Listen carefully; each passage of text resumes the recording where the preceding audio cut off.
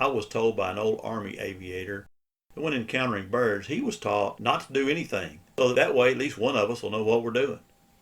We like to think here at Air Patrol we're just a little bit more sophisticated than that with respect to our training standards. Virtually all birds are afraid of helicopters and will do their best to get out of your way.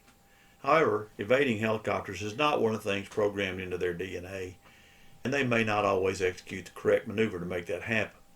Usually you won't have to take dramatic evasive action, but there are things you can do to prevent and or mitigate an encounter.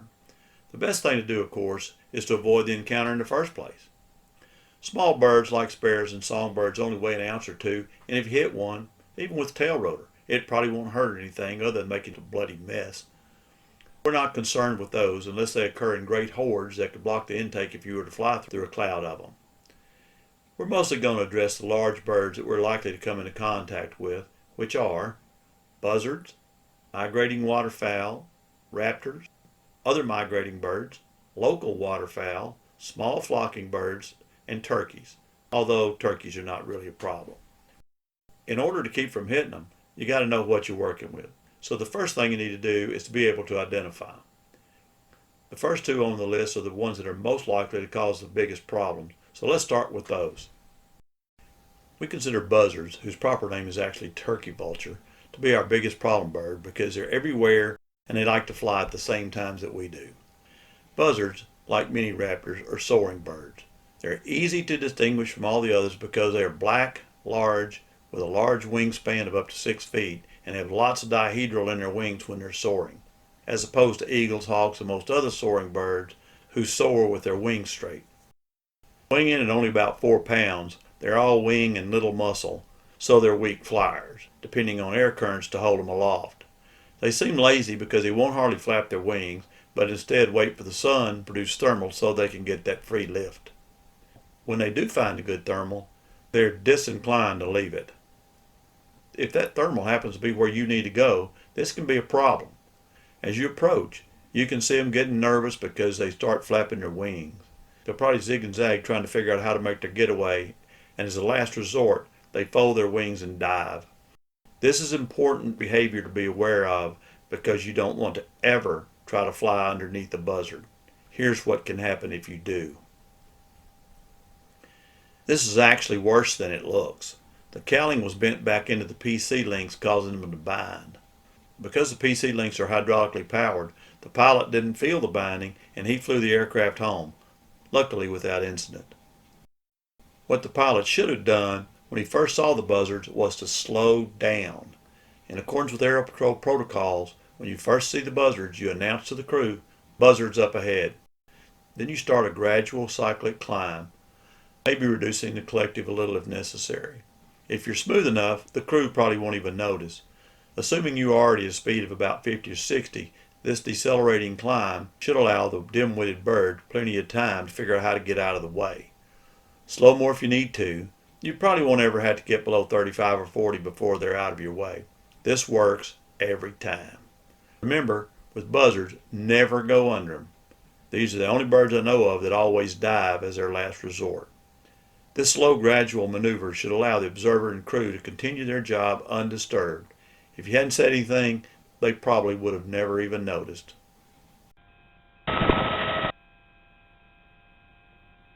Damn it, man, must be a cow or something down there. I don't know.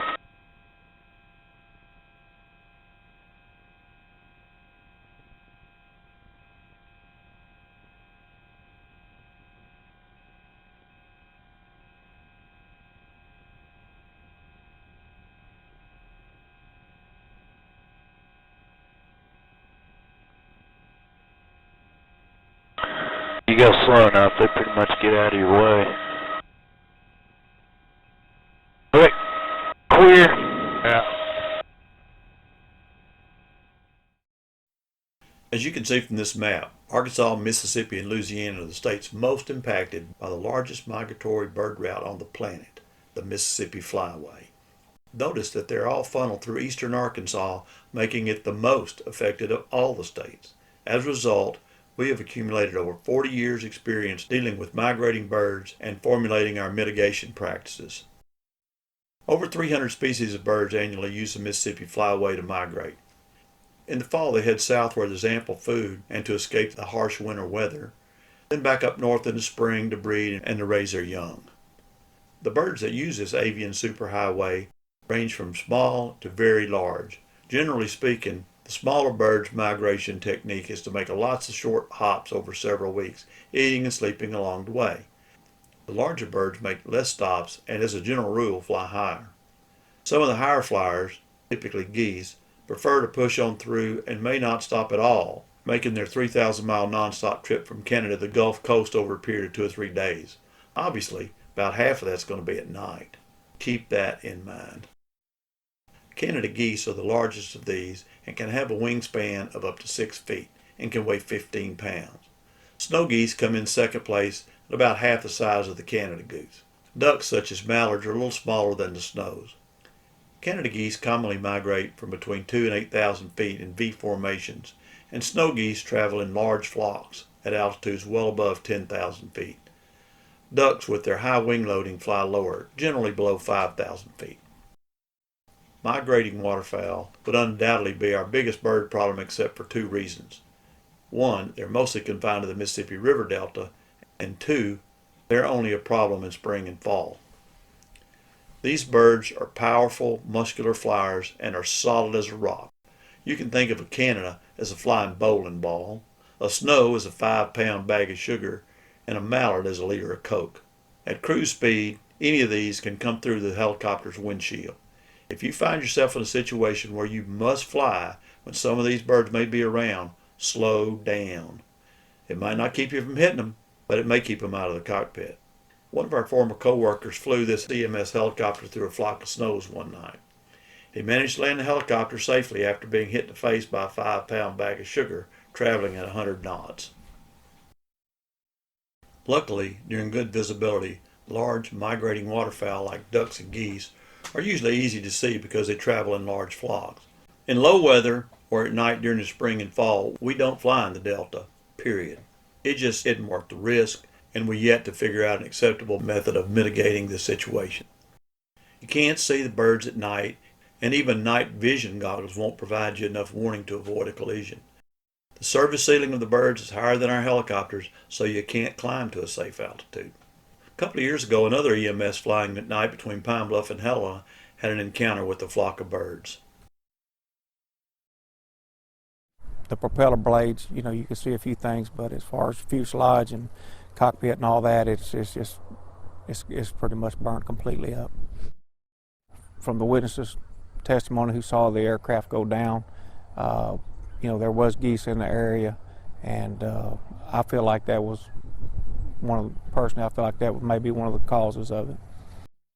According to the NTSB report concerning this accident, they said that the bird risk that night between Pine Bluff and Helena was high. I don't know if the pilot or dispatcher even checked the risk, or what Air Methods policy was concerning flight in those conditions.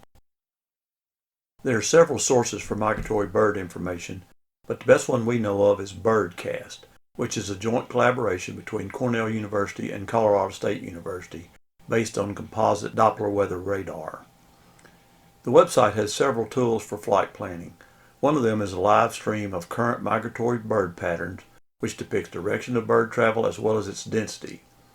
This is on a loop, so you can not only see what's going on now, but how the birds have been behaving. Another useful tool on this website is the migration forecast. You can select an airport. It'll give you predicted migration patterns for nighttime hours. You need to realize these are only patterns and not actual conditions. The best thing to do is just avoid an encounter in the first place. Locally migrating birds that fly low are most active in the early morning and late afternoon, so avoid flying in areas where there's a high concentration of them.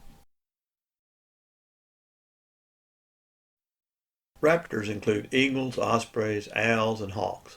While helicopters may annoy them, they're not particularly afraid of them, and unlike buzzards, they're smart enough and good enough flyers to get out of the way. Like buzzards, they soar as they look for their prey, and they'll often hop a free ride on a thermal if it's handy.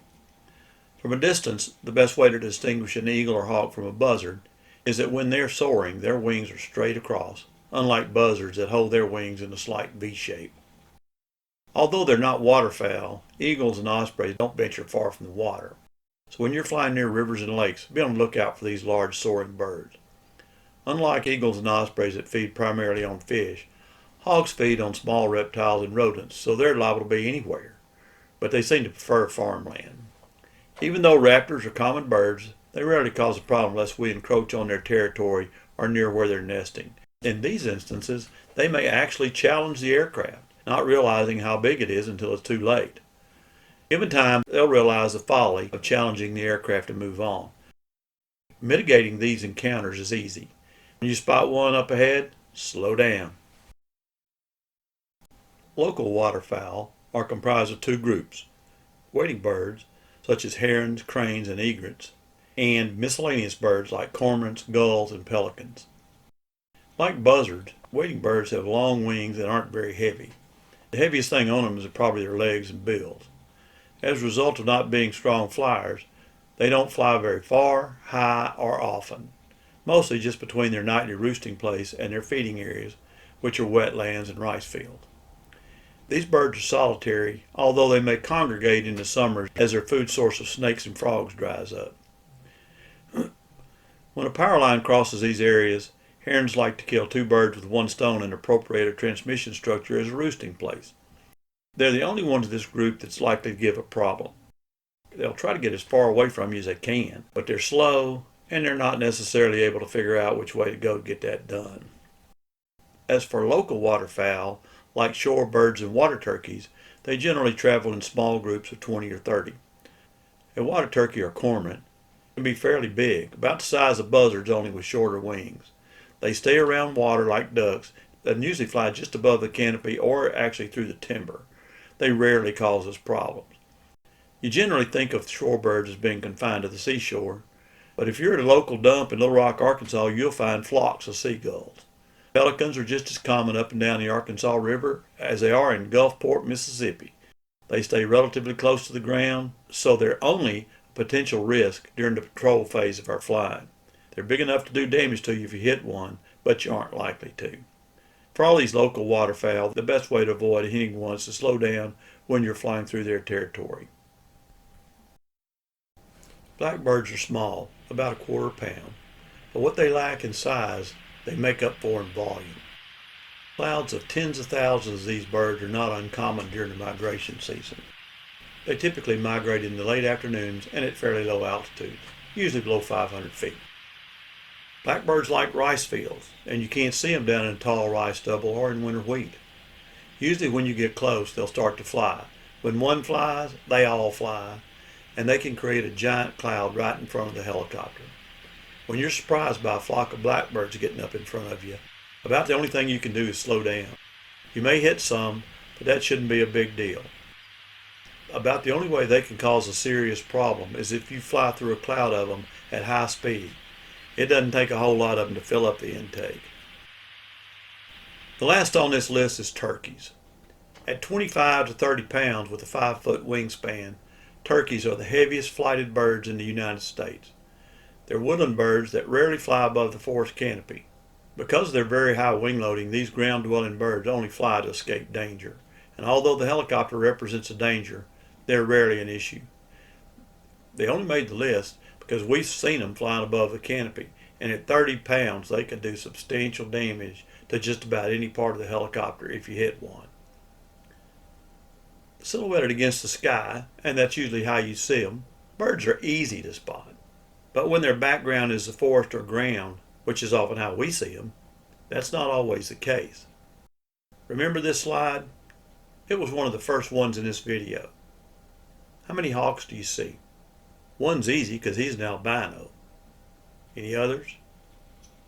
Look hard.